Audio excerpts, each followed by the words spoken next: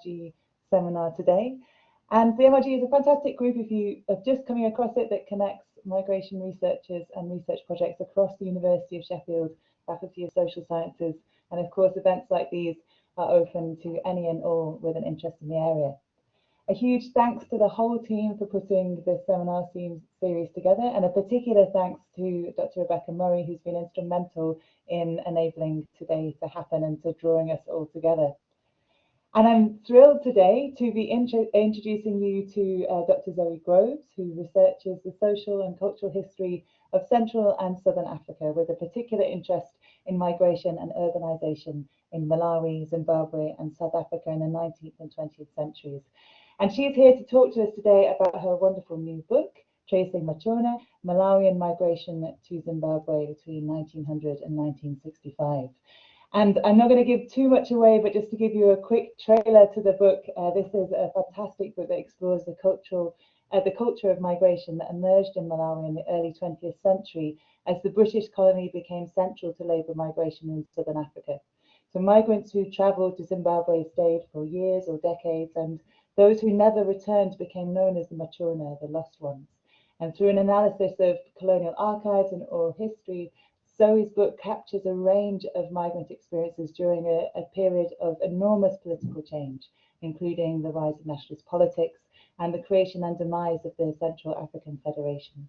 So it's a great joy to have Dr. Groves with us today to talk to us about her book.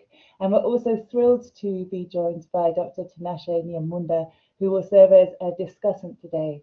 And Dr. Nyamunda is an associate professor at the University of Pretoria, and his own research spans a wealth of really important topics. He's taken us into the world of banking and the political economy of money and finance in southern Rhodesia, to the illicit diamond mines in contemporary Zimbabwe, and to the border between Zimbabwe and South Africa, where he's explored the couriers who work across these borderlands, as well as the customers and the state officials that they work with and around.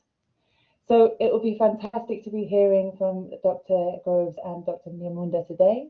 Just a quick word before I hand over the microphone about the plan for the session and also a bit of virtual etiquette. So we will start with Zoe's presentation, then we'll move to the discussion, and then there'll be an opportunity for you to ask Q&A, to ask questions to Dr. Groves.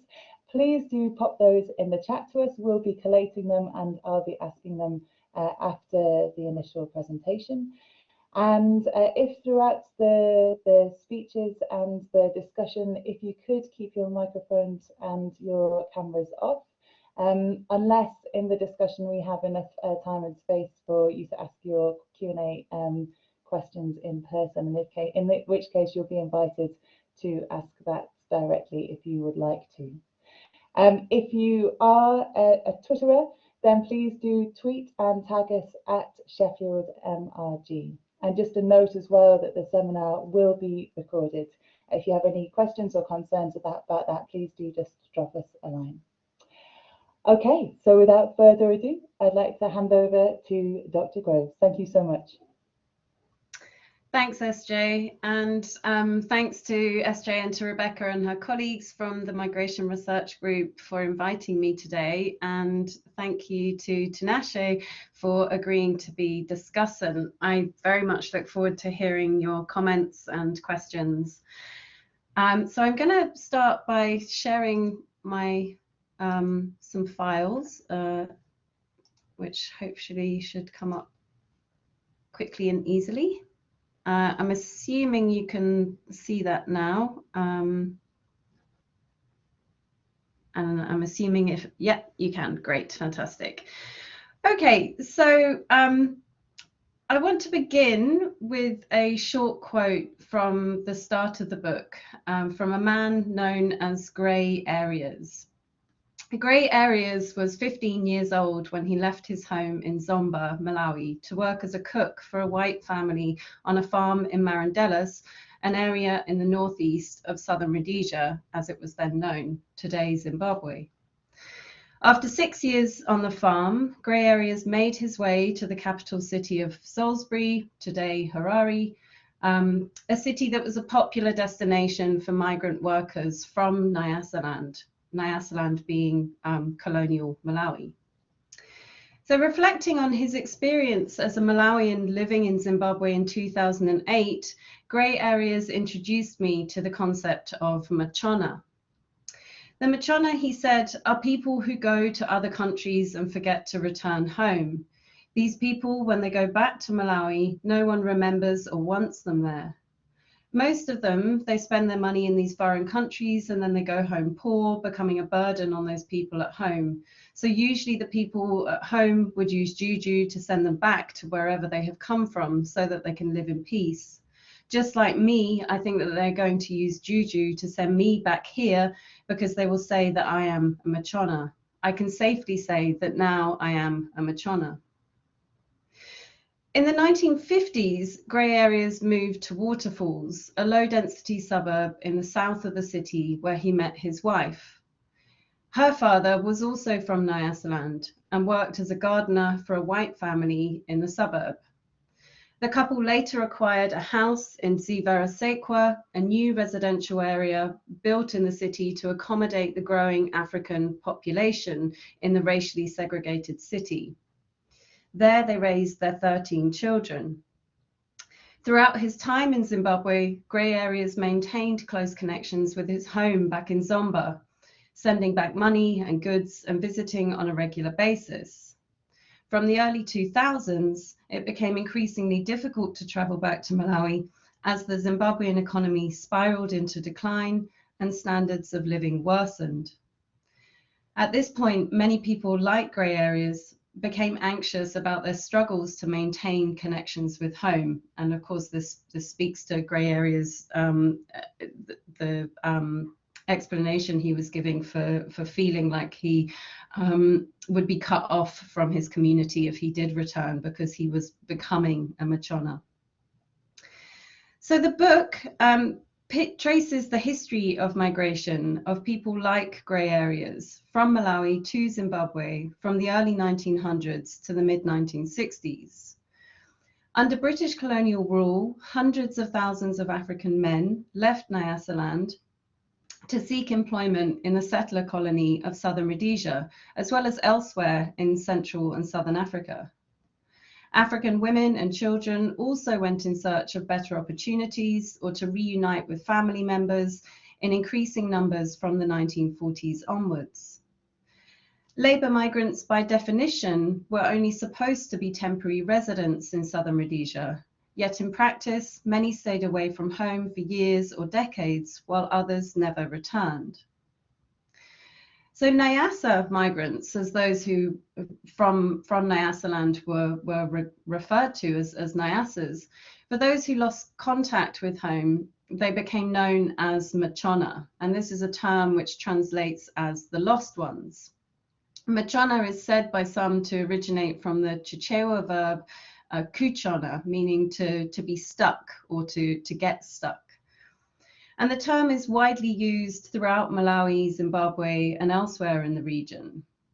Popular beliefs about the fate of Machona reinforced the expectation of return and put pressure on migrants to go back before it was too late.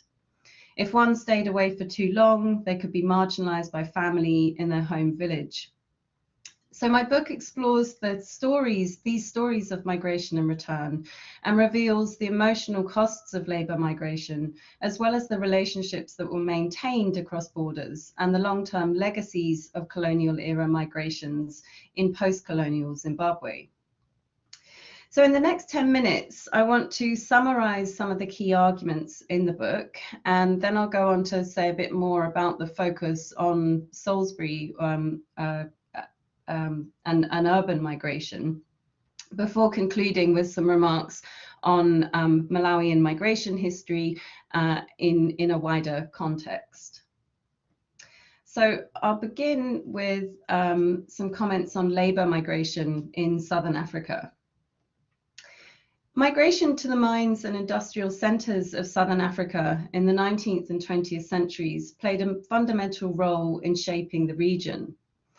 With the discovery of large gold deposits on the Witwatersrand in 1886 and the expansion of the mining industry, migrant workers from Malawi, Mozambique, Lesotho, Swaziland, and elsewhere across the region were drawn to South Africa in increasing numbers.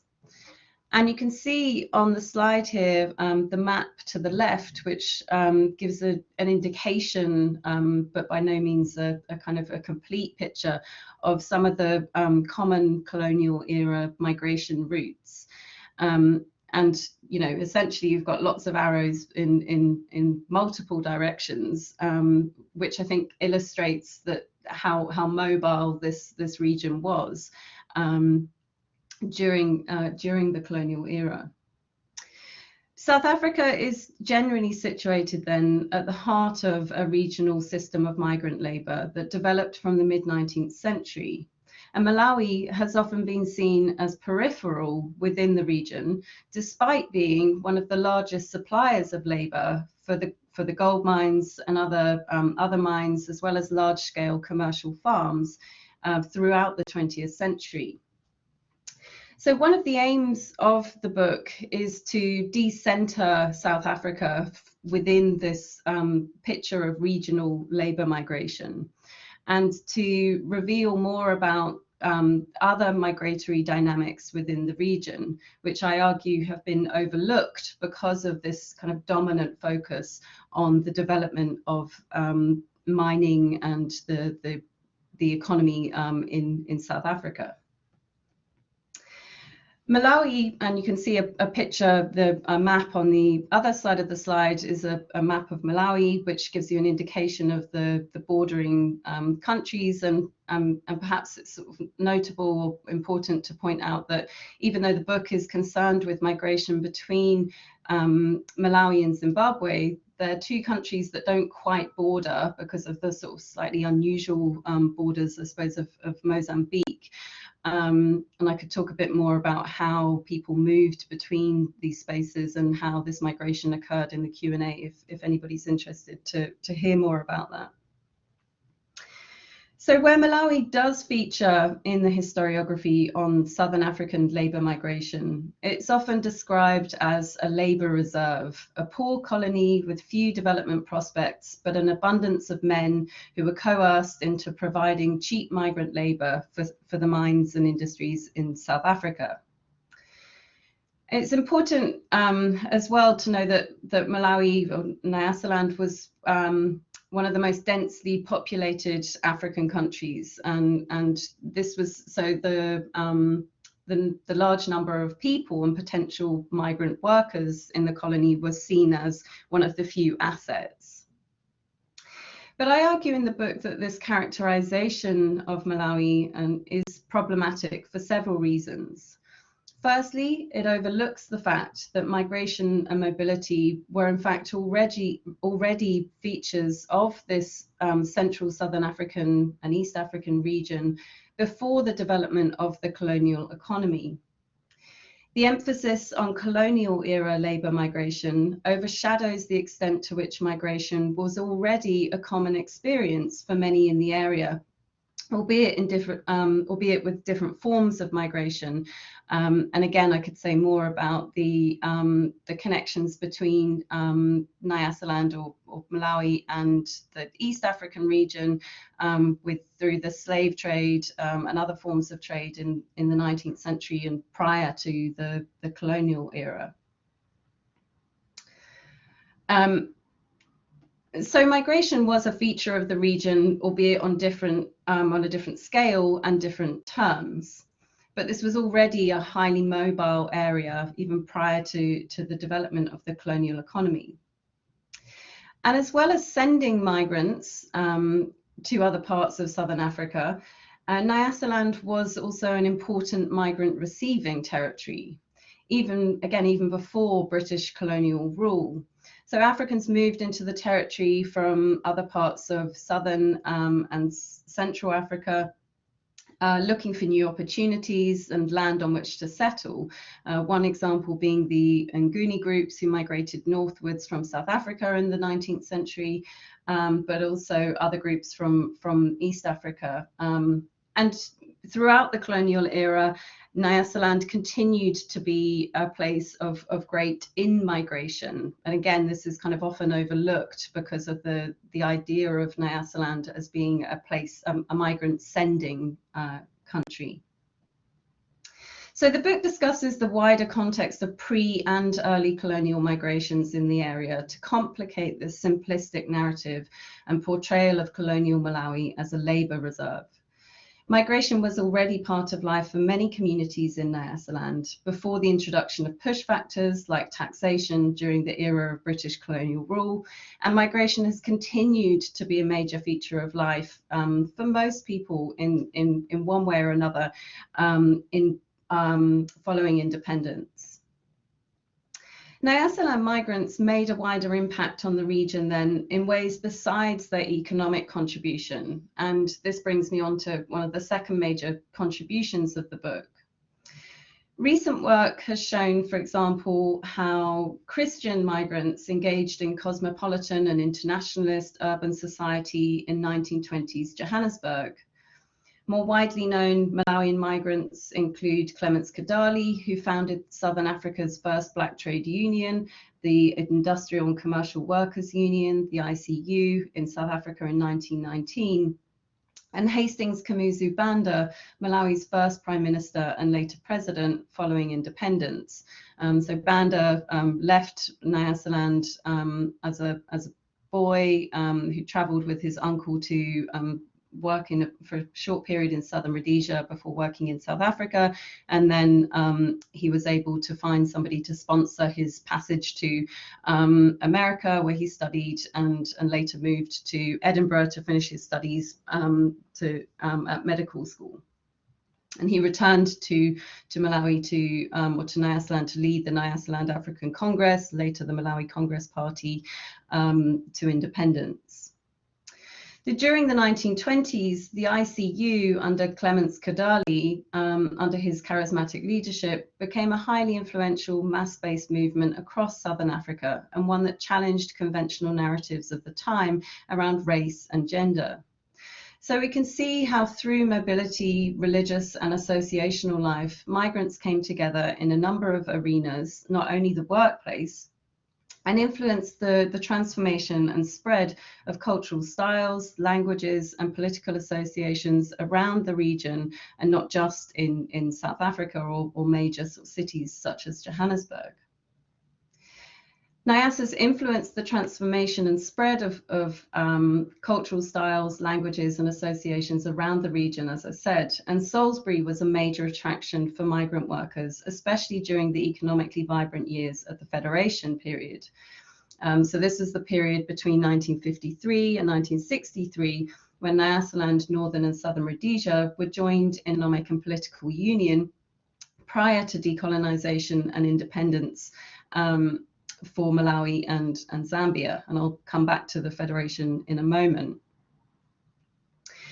So the book shows the extent to which Nyasa men, perhaps like those pictured here, so this is a photograph in the collection of the anthropologist Margaret Reed, who spent time doing research in Malawi in the 1930s and 40s.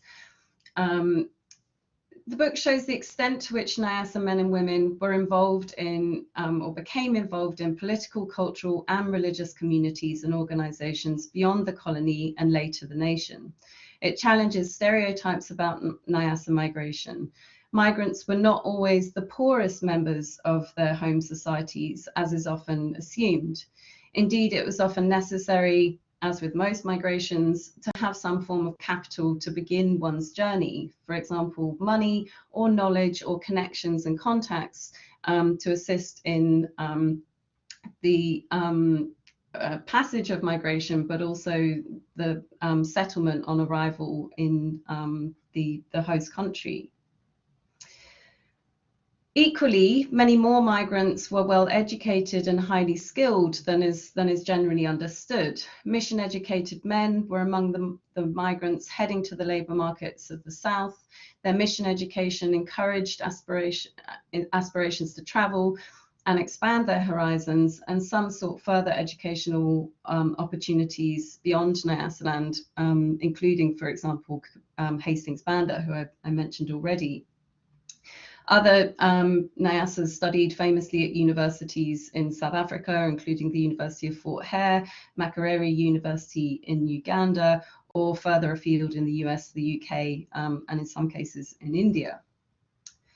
Nyasa migrants in some workplaces were even favoured over migrant workers from other locations because of their educational attainment, and this was largely due to the strong missionary presence in Nyasaland since the sort of mid-late 19th century, as well as the comparative lack of investment in education in southern Rhodesia and other colonies around the region. Oh. Bear with me a second. I've just, for some reason, lost my notes.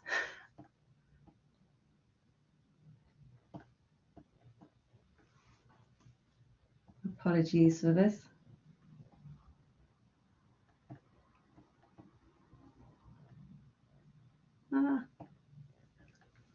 This is why we shouldn't use electronic devices for giving presentations. My apologies, everybody. Hopefully I can get these back up and continue in just a second.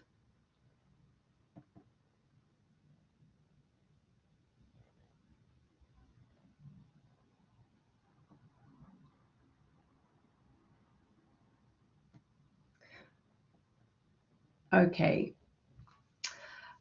Okay, so finally, I think we're back. In terms of dispelling these stereotypical narratives about Malawian migration, migration was not always temporary and migrants were not always men. As was the case for grey areas, whose experience was mentioned at the start of my talk, migration often led to permanent settlement in the destination country. Many Nyasa or Malawian migrants remained in Harare, sometimes through choice, or sometimes, and this was sometimes that people were much more ambivalent about, as was seen with grey areas. So despite greater restrictions on their movement, Nyasa women were among those who left Nyasaland to settle in Salisbury and other locations around the region. Nyasa women migrated both as wives accompanying their husbands, but also, importantly, as single independent women, and sometimes in groups of women. And here I think it's important to acknowledge the work of Irene Mideka, a Zimbabwean scholar who's written on in more depth about the experiences of Malawian women in Harare from the 1940s to the 1980s, highlighting the constraints on women's movement, but the ways in which these women navigated and worked around these issues. Youth also accounted for a significant proportion of migrants leaving Nyasaland for the labour markets of the south. Some children migrated with their families who relocated to Salisbury, again encountering restrictions on their movement but overcoming them, while other children were sent home by their parents to live with grandparents and to be raised in the village. As early as the 1930s, the author of a government report on, quote, Nyasaland natives in southern Rhodesia expressed concerns about youth growing up in the city. And I think it's important, again, to emphasize that these anxieties about youth growing up in the city weren't only held by colonial officials or the authorities. This was also something that many migrants themselves didn't want for their children, hence sending them back to grow up in the village in Malawi. So this one particular report describes how numbers of Nyasa men who have been in southern Rhodesia for more than 5 years have contracted alliances with local women and were, if they were permitted, would occupy land in the reserves. Children of these alliances, and there are thousands of them, are growing up in the mines and towns without ever experiencing village and tribal life. There was a specific Shona term, Shona being the predominant language spoken within Machona land in this part of Zimbabwe, Boni Rukusheni, which was used to describe youth who were born in the city. So these concerns about youth unemployment and vagrancy became more serious in the late 1950s and early 1960s, when youth in Salisbury were rounded up by the authorities and taken to vagrancy camps, where some of them would then be deported or threatened with deportation to Nyasaland, even though for many of them they had never actually set foot in the territory before. This was the case with one particular figure, Wilson Mondai, who was born to a Shona mother and a Nyasa father. Again, a sort of a very common kind of story to encounter. So I'll move on now to say a bit more about the politics of the region and the politics of decolonization in the period that I'm focusing on in the book. Looking at Malawian migration within the wider regional context brings important new insights to the politics of decolonization and to the legacies of colonial rule in the post-colonial era. While the transnational nature of the liberation struggles in Southern Africa is now much better understood, and by that I mean the kinds of connections between the liberation parties, the liberation movements in places like Zimbabwe, Mozambique, with the anti-apartheid movement as well in South Africa. Much less is known about the connections between political movements in the territories that formed the Central African Federation between 1953 and 1963. And in part, I think this is about the very different histories of decolonization, or the different trajectories to decolonization that were experienced by Malawi and Zambia on the one hand, both countries gaining independence in 1964, and also being different types of colony from Southern Rhodesia on the other hand.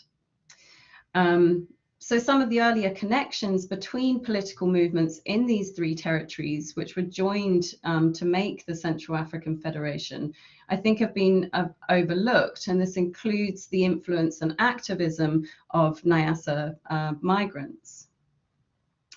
Through the experience of labour migration, Africans from Nyasaland were acutely aware of the harsh labour conditions, land alienation and racial segregation in Southern Rhodesia and South Africa.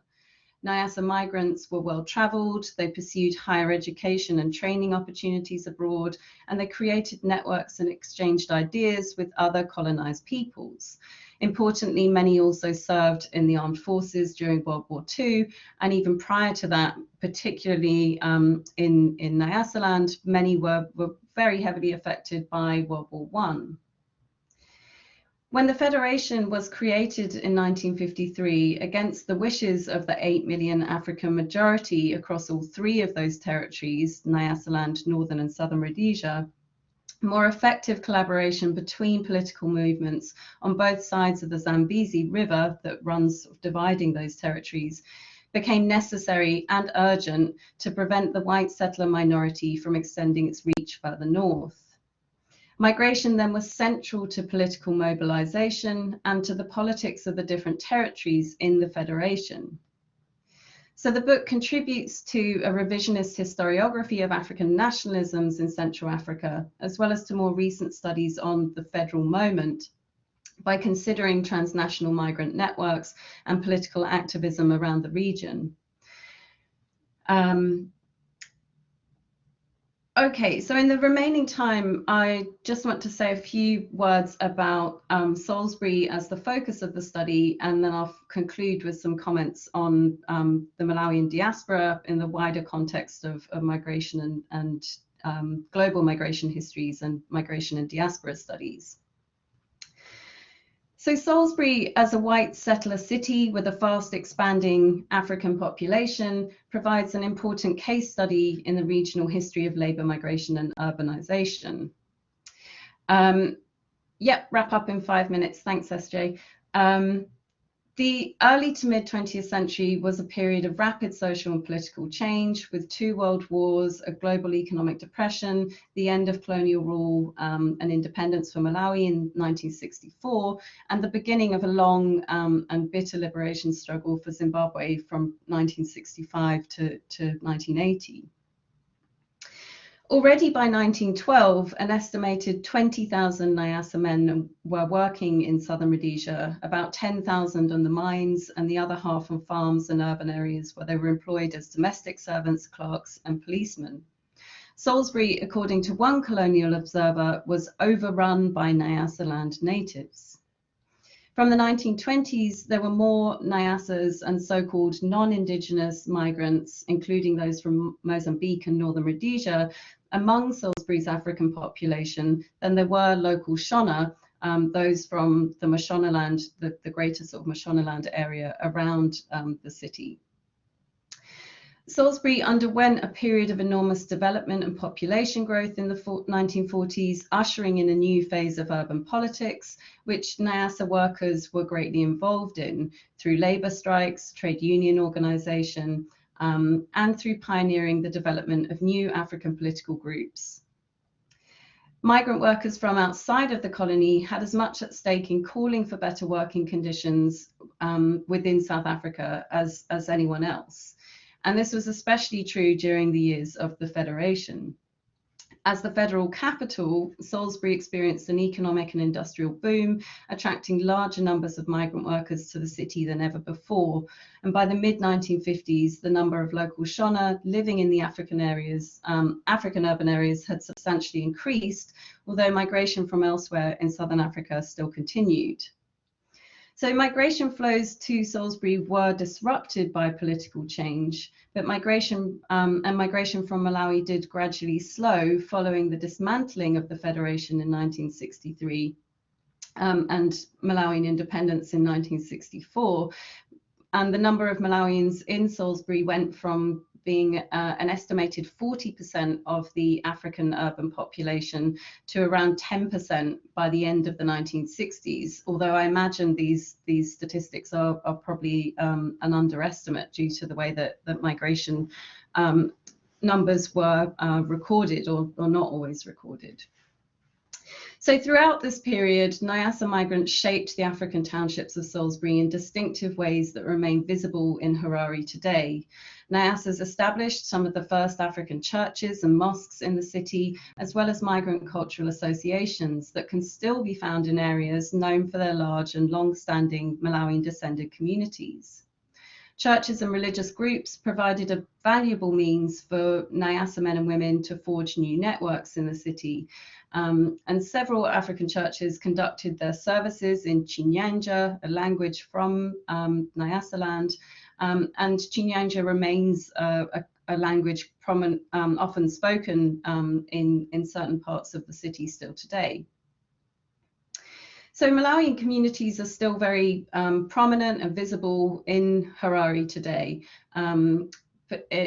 especially in certain African townships such as Mbari, and you can see pictured here one of the sort of prominent dance performances, a masquerade performance called the Guluwamkulu, that's associated with Malawian and particularly Chewa heritage. So you've got a black and white image on the left of the performance of this in a Malawian village from the 1950s, and then a photograph that I took on one of my visits to Mbari in I think around 2009 or 10, where this masquerade performance is still very much alive and enjoyed by the community. So just to wrap up then, and to say something about the kind of legacies of this migration today, and to conclude, the legacies of the migrant labour system, the colonial era migrant labour system, are still playing out very much in the present through debates about citizenship, nationhood, xenophobia and belonging. Not only does the history of Malawian migration greatly enrich our understanding of a large intercolonial labour diaspora, it provides an important corrective, I think, to patriotic histories in Zimbabwe, but perhaps elsewhere in the region, which neglect or deny the crucial role played by migrants in the country's history. Migration from Malawi continued during the years of the Zimbabwean liberation struggle and after independence in 1980. And by this stage, many Malawians had been in Harare for decades, and they were welcomed into the newly independent African nation. Nevertheless, from the 1990s and particularly during the fraught years of land reform in the post-2000 era, people of Malawian origin and descent have found themselves pushed to the margins. Urban residents living in precarious informal housing have been vulnerable to government crackdowns on urban planning laws and have been accused by government officials of lacking cultural ties to a rural home in Zimbabwe, a trait that is a signifier of a so-called true Zimbabwean. So ambiguity very much still surrounds the citizenship status of people of Malawian descent living in Zimbabwe, even those born in the country, and changes in citizenship law at various points have rendered people aliens in the only country they've ever known as home. So I argue that this history of Malawian migration to urban Zimbabwe is part of a much larger history of migration in East and Southern Africa and the African continent that should be considered beyond the confines of area studies and in relation to global histories of labour, colonialism, urbanisation and decolonisation. And so what I've tried to do in this book is to connect Malawian migration history to global history, migration and diaspora studies. Global migration history tends to underestimate, I think, the degree of interregional migration, focusing on movements across oceans, or usually the Atlantic, and often still privileging the movement of Europeans, or migration from colony to metropole. Where African migrations are considered, it's generally a focus on forced migration, slavery, and trafficking.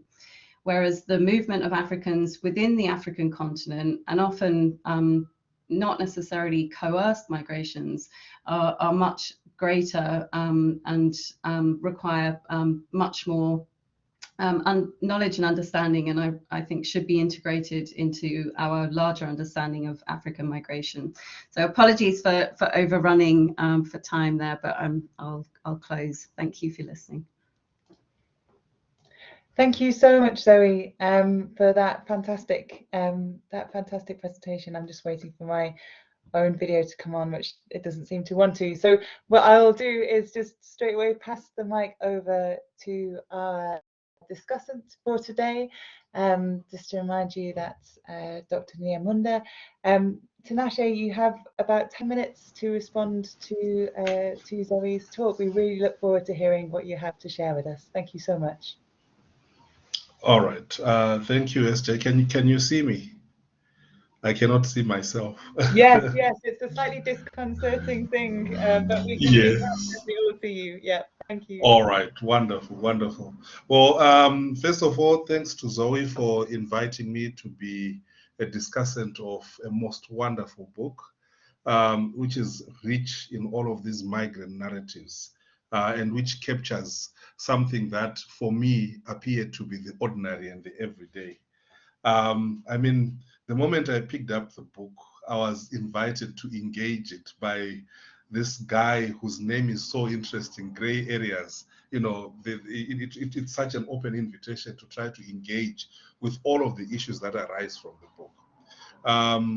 And why I say, for me, it's like an ordinary and everyday thing. Where I grew up, we used to see what are written here as Gule Wamkulu, but which we would either call Zvinyao or Zvigure. And, you know, sometimes as kids, run after them when they were doing their dance performances and so forth. So I used to have friends who are also of Malawian origin, if I could put it that way, which is something that I want to sort of critique a little further on, as well as you know, people that I went to school with, people in the community. And for us, it was just another Achimwene that you'd see in the street, and you'd greet, Achimwene, and then they'll greet you back, Moyo, which is like a totem. Like Moyo is the totem, but you know, that greeting would sort of accept the diversity and celebrate it as well. Now, all of the things that Zoe was talking about are things that are still quite prevalent even to this day. At least some of those narratives that she was talking about, the use of those terms where they are talking of Munyasarandi, you know, from Nyasaland, Mabrandaya from Blantyre, which sometimes are used derogative, you know, as derogative terms, but in other ways, you know, in other spaces, some people have embraced them as something that is positive, but generally have been viewed as, derogative. All of these things are things that I think are quite interesting. So this 7-chapter book is, for me, very well structured, very well balanced, particularly in its examination of, labor migration from, colonial Malawi, this gender and class consideration, Nyasa identities, life, community and leisure, migrant networks, nationalist politics, and so forth. So it's a really interesting read on the historicization of migration, adaptation, and degrees of assimilation, if you will. And I'm looking at this at various political levels, from the high politics of the state itself, the labor recruiters, the farms, mining companies, and the other capitalist organizations that are looking at labor. That's at one level, but at the community level also. Now, what's interesting for me is that this background is something that I was not quite privy to, because, growing up in Harare and particularly in Norton, these former Malawian migrants or the descendants of Malawian immigrants were simply just part of the community. However, the ways in which Dr. Groves historicizes this helps us to recognize the historical making of these communities, right? The ways in which they dominated the urban space prior to the 1950s, when they dominated, the labor supply of all of these organizations. And really, the notion of tracing Machona, which she tries to do in this book, to try and trace these people from their origins in Malawi, which is another element that I think the book brings out, something that many of us may not have been aware of. Tracing them from their home origin, tracing their migration into Zimbabwe, and how they finally find these spaces in which they work is all very interesting. Now, having said that, I have a few questions that came to my mind from reading the book itself. And these questions are around notions of citizenship, notions of identity, and ideas of assimilation in the new, in the receiving context. Dr. Groves did mention that the name Malawi can be traced back to a group of people who became rulers in Malawi, who can be traced back to the Congo. So these Maravi people, which are then called Malawi later on, which the name Malawi comes from, are not necessarily themselves what we are calling today Malawian, if we're going to use those rigid identities. Secondly, even the name Nyasaland itself is highly limiting and somewhat problematic, right? Because the name Nyasa does not, can be associated with, because the Nyasas are concentrated in Malawi, but they're also to be found in southwestern Tanzania, northern Mozambique, and are also known as, the Kimanda or Kinyasa, right? But I'm wondering, what about the Nyanja, the Chewa, the Yao, the Tumbuka, the Ngoni, the Mangonja, the Sena, the Tonga, and all the other various ethnicities that you find in Malawi? So the identity that is given to what becomes Nyasaland and later on Malawi is problematic because it only captures a certain portion of the people in Malawi. Now, I think the problem also emerges from the fact that, as Dr. Zoe Groves noted, pre-colonial Southern Africa, was characterized by a history of migration and movement. So by the time that the colonial state is established, for me, that is the critical aspect that perhaps would be worth, I wonder what possibilities would come out of it to critique those ideas. So that when we begin to see the movements of these Nyasa people or Nyasa people from Nyasaland, if we're going to take that particular notion, that identity, does it fly in the face of the colonial state, or this is something that they're already used to? So those are some of the questions that came to my mind as I was reading this. The second critique that I had, the second question that I had to do with the idea of Machona. Now, the book starts in the 1890s, in the 1900s to 1965. So certainly there are various waves of movements of migrants who are still coming in during this time. But towards the end of the book, we see a discussion about other Machona who can't go back because they've stayed for too long, but they are descendants of Machona as well. Are those called Machona? Because that is not clear in the book as well. And if not, what are they called, right? I'm thinking about my own experience, because sometimes when you're reading some of this work, you're not removed from it. Because my own grandfather, for example, is said to have moved from a certain part in Mozambique and settled ultimately in Masvingo, but having stayed at different places in Southern Rhodesia. But a lot of our relatives are on the, on the where the border was demarcated between Mozambique and Southern Rhodesia. So the idea of the border did not exist, at least in his mind. Now, when I think of myself, I don't think of myself as a Mozambican, particularly because I was born in Zimbabwe itself. And I often wonder to what extent the politics of, the 2001 citizenship issues would have affected me had my father not acted, a bit earlier to ensure that I got that Zimbabwean citizenship. So at what point does a Machona become a Machona, or a descendant of a Malawian immigrant become Zimbabwean, right? Whether or not the citizenship politics that's there as well. And then the other thing, there's also an interesting discussion about decisions to go and work southwards, whether it's in Zimbabwe or in South Africa. And my thinking around that was, can we really look at that kind of movement as having been a deliberate choice by those who were seeking employment? When I read the book, what came to my mind was the idea that this choice was an illusion created by the colonial state because they held the power. But, it was part of their grand vision of the Southern Africa mining and labor complex, in which issues such as monetization, taxation, and all of those things sort of, land alienation sort of created an environment or a context in which people had to seek opportunities for employment elsewhere, and they had to migrate from Malawi to Zimbabwe and further down to South Africa.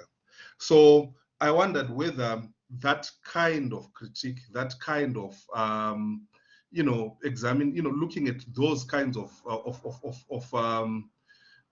developments, those discourses around monetization, taxation, and all those sort of things, the creation of the colonial economy, could tell us something about whether these movements were voluntary or were created by, the creation of these colonial states in Southern Africa.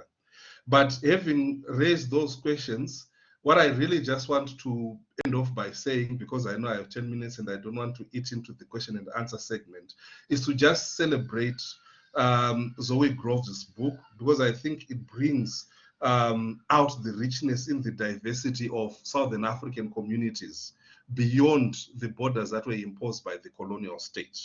In contemporary South Africa today, there are numerous discourses emerging about Makwere Kwere, and other foreigners that certain communities feel are coming in and taking their jobs, and they want them to go back to their own countries.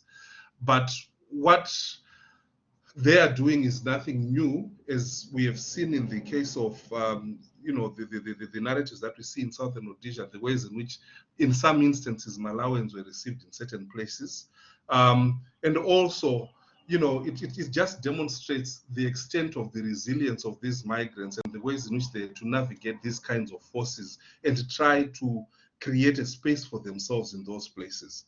So really, Dr. Groves' book historicizes a very relevant and a very topical issue that is quite thorny, particularly in South Africa today, but generally across the region as well.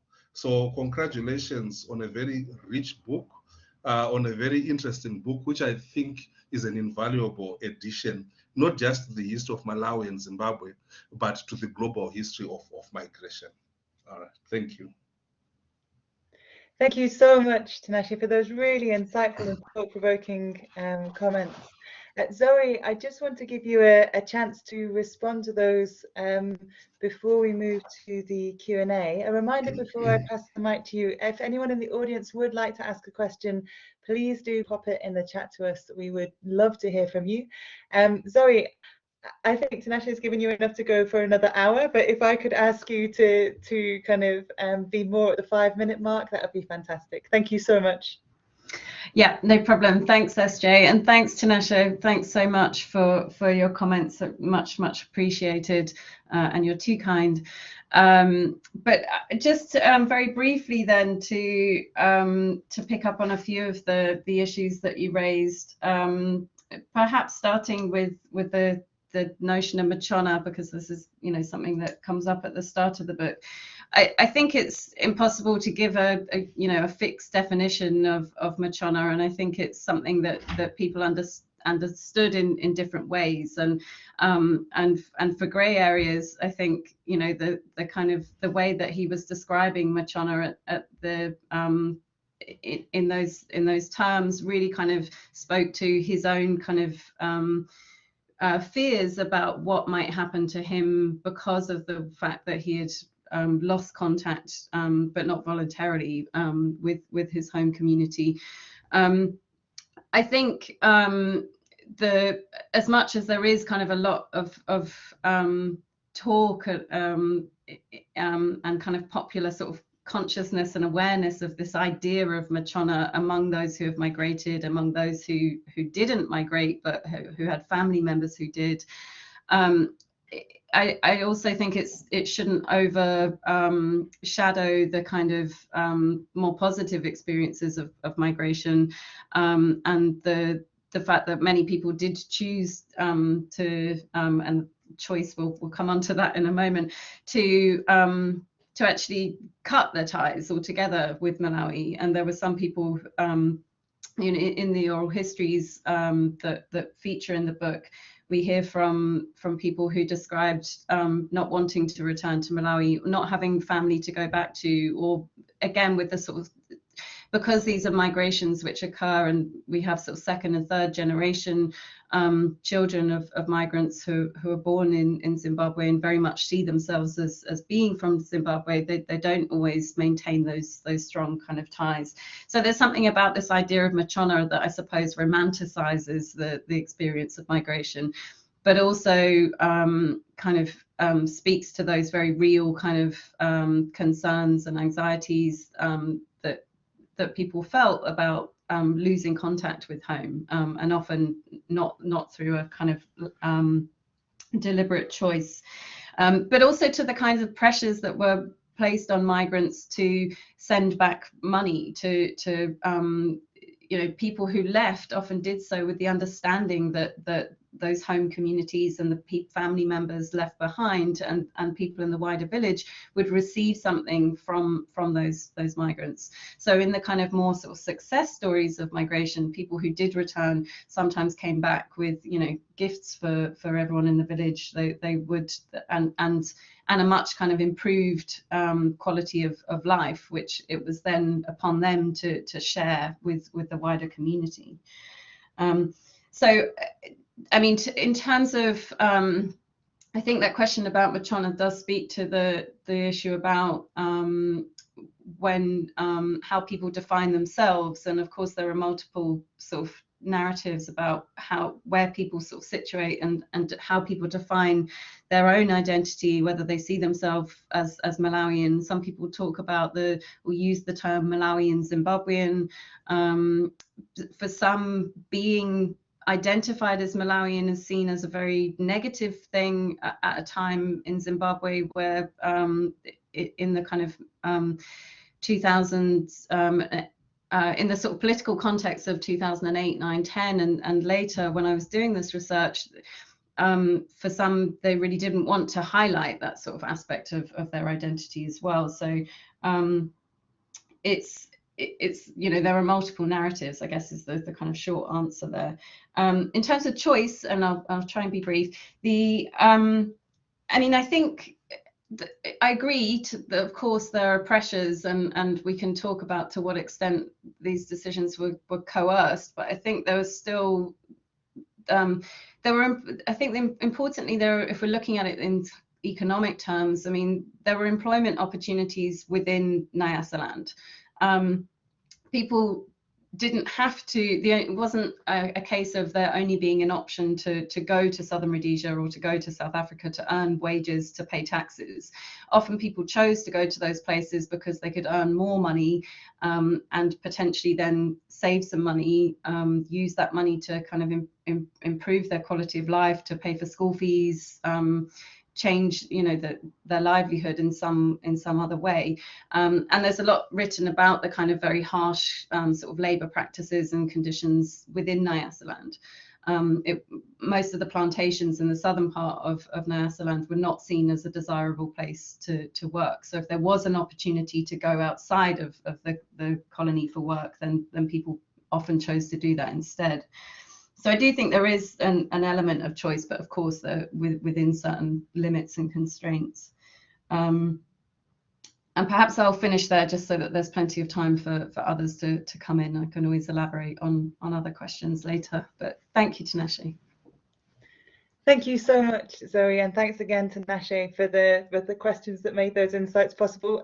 So I think we're going to move for more questions now. If anybody does want to ask a question in person, as it were, please do raise your hand. If not, we can go to some of the ones we've got in the chat. Oh, brilliant. Obed, would you like to take that away? Do feel free to switch on your camera and your mic. I'm not sure my camera is working. Okay, I've got it. Hello, everyone. Thank you, Zoe, and thank you, Tinashe, for the presentation. I just have a question for you, Zoe, around issues of xenophobia. We know for definite that if we look at what's been happening, probably to Zimbabweans who've been moving down south, which parallels what happens with these Malawians when they moved down south from Malawi to Zimbabwe. Now we've got Zimbabweans moving down south to South Africa and getting into problems with all these sorts of xenophobic attacks that are happening to them. I know Tinashe touched a bit on them being called Makwerekwere and stuff, and also having these Malawians when they were coming to Zimbabwe during the period that you talked about, also them having these derogatory terms being called the Nyasa or whatever words were there. My question really is, can we draw parallels of what's happening to Zimbabweans in South Africa right now with what happens to Malawians when they came to Zimbabwe in terms of xenophobia? Thank you. Shall I answer that, SJ? Yeah, I think maybe if we take them one by one, we've got a few minutes. That's great. Great. Thanks, Obert. It's a good question. What are the parallels between those experiences of xenophobia today and with the historic kind of migration that I'm talking about? I think I think this is one of the points about why this history of Malawian migration should be understood in a wider context of global histories of migration, because there are very often parallels between migrant experiences in terms of integration, in terms of the sorts of prejudice and discrimination that migrants face, and the different ways that migrants and communities respond to those through, for example, the creation of new kind of diaspora sort of organizations, which we see much more now in terms of sort of using those types of organization to gain a kind of a political sort of voice and to kind of stake the, to sort of stake out a sort of a sense of ownership over an area, or maybe ownership is the wrong word, but sort of a right or an entitlement to be in a community. And so I think there are lots of parallels to be drawn, but I also think that there's a very specific kind of context that shouldn't be overlooked with the kinds of xenophobic experiences that most of the African migrant communities face in South Africa. And I think it's interesting actually that, I mean, you know, many African countries have experienced migration from other African countries, and there are certain kind of prominent examples that we know of in the literature, where I'm thinking about sort of Nigeria and Ghana or in West Africa, but I mean, South Africa is perhaps what's one thing that's kind of notable about South Africa is the scale of migration, but also the extent to which South African society is so deeply unequal, the kind of continuing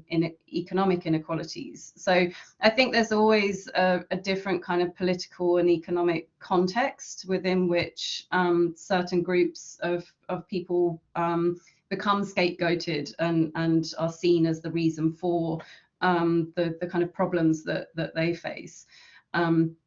But I think it's important to highlight the sort of longer histories of mobility. But we also shouldn't just sort of turn to kind of saying, well, hang on a minute, there's this longer history of migration, therefore we should be able to kind of integrate and there aren't any issues. I think that's ignoring some of the kind of deeper causes of those resentments that appear. So I hope that makes sense. That's wonderful. Thanks, Zoe. Do we have another question? Yes, Tinashe, did you want to come in?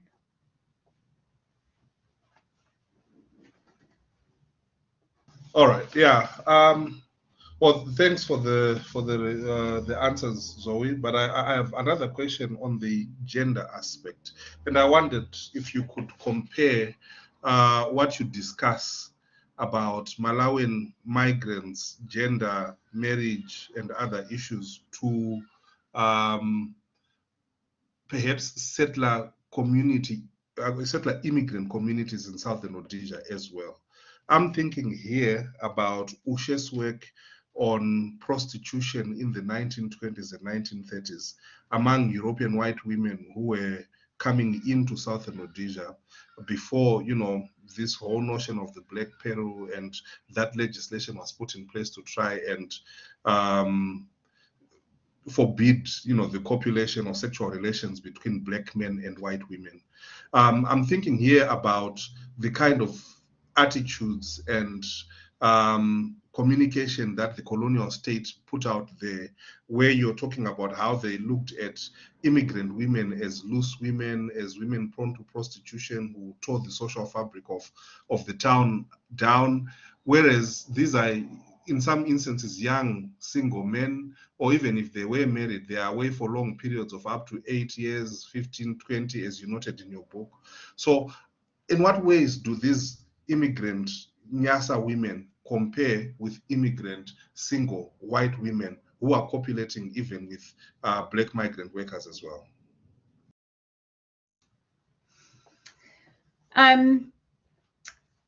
Yeah, so I think there's certainly much more to say about the experience of migrant women and single migrant women especially, but also about married women and the issues around African women living in the city, and I kind of touched a bit on that in regard to the issues about raising children in the city and the concerns about the urban environment being an appropriate one or not for families. So that was very much a kind of, I guess, a sort of respectable African narrative or concern, but concerns about respectability in the city. But there's also, I think you're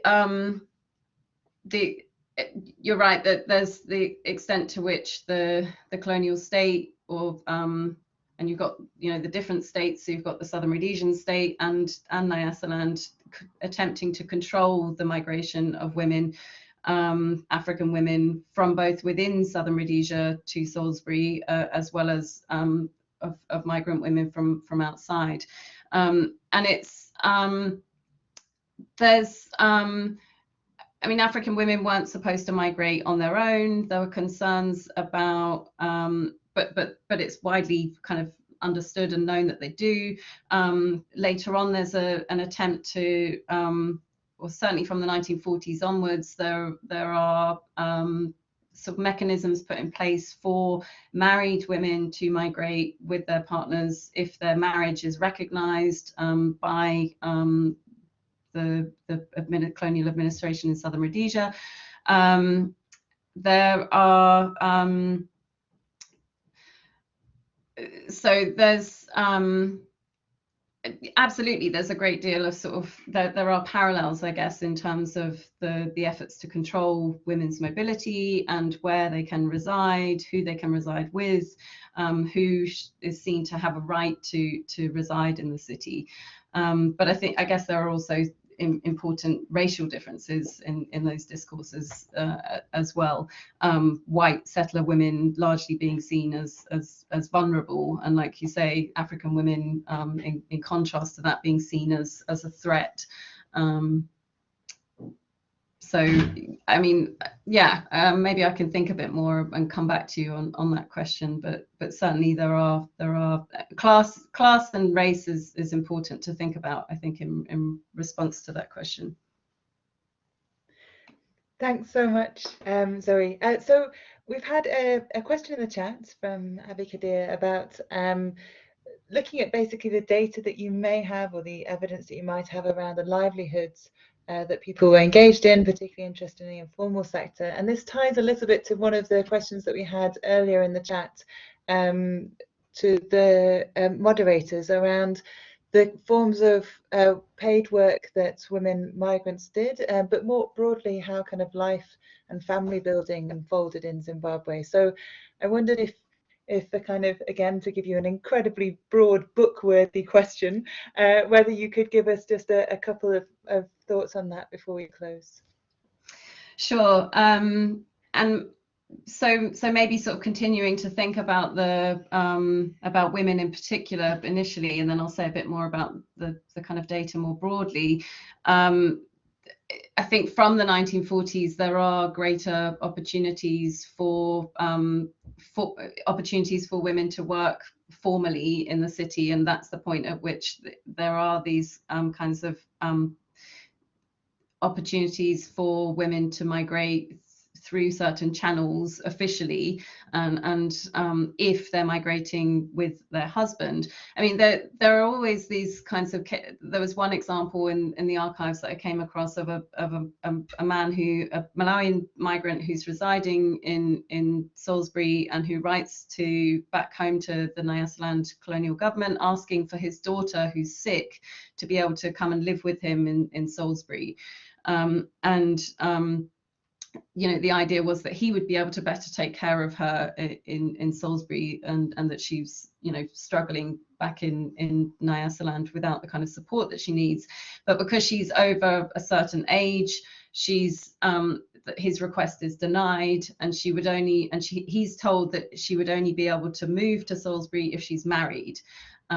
So, I mean, that's an example of the way that those kind of family ties were kind of disrupted through the kinds of colonial legislation. But yeah, there are formal and informal opportunities for women to make money in the city through sex work, through informal trade, through and then formal opportunities through work in factories and certain industries in Salisbury from the kind of 40s and 50s. But that's something that migrant men, African men, are also kind of not always comfortable with. And there's an example in the 1950s where women are kind of the target of some sort of in some violence that breaks out around the bus boycotts.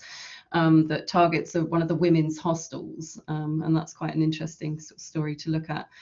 in terms of livelihoods and what sorts of data we have, I mean, the data in the colonial archives on where people are working is much more comprehensive for mining industries and to some extent on commercial farms through the formal labour recruitment agencies. We have a fair amount of information about that. It's much harder to get a sense or to track in a more kind of comprehensive way employment in the city. So I guess we know about that more anecdotally, or and I've never looked at any kind of company archives, which would perhaps be one way of thinking about that. So, but there are certain kind of factories and industries, particularly again from the 40s onwards, as the city's expanding, lots of new industries kind of emerging there, that create those formal opportunities. Another big employer for migrants in the city is domestic work and domestic service. And that's mainly for Malawian men. And again, that continues to be the case today. There are still large numbers of Malawian men in Harare, also in Johannesburg, that work as gardeners and do other kinds of domestic work. And in regards to migration data, sort of more recently, the book focuses largely on those kinds of questions up to 1965, and then considers some of the legacies and changes in citizenship law after 65 and more recently. But I haven't looked into those kinds of questions about livelihood in a more detailed way after that period. Yeah. Wonderful. Thank you so much, Zoe.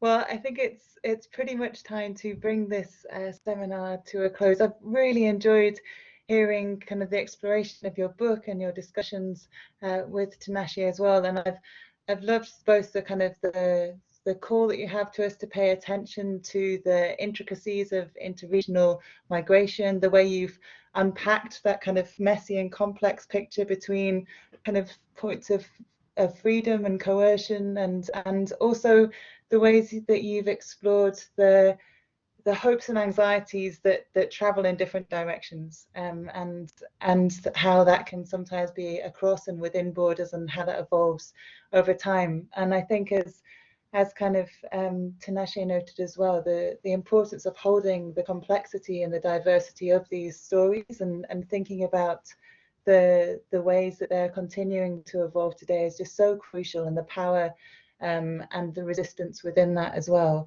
And I think I just want to thank you both for giving us such a rich insight into those questions in this particular context, but also I think loads of food for thought to take away into our different kind of research and learning. So thanks so much to the both of you, and thanks to the team more broadly. I should say, just to remind everybody, that the next seminar is going to be on the 10th of March, and that is going to look at urban inequality and segregation in Europe and China. It's going to be an exciting book launch. The details of that will be available on the MRG website, and they'll be going through the mailing list. If you haven't signed up to that already, please do get yourselves involved. We really look forward to seeing you there. And of course, you can continue to follow us at Sheffield MRG. The recording for today's session will be uploaded onto the website soon. So it just remains for me to thank our fantastic audience, our wonderful speakers, and to the group who made this possible. Thank you so much, everybody, and enjoy the rest of your day. Bye-bye.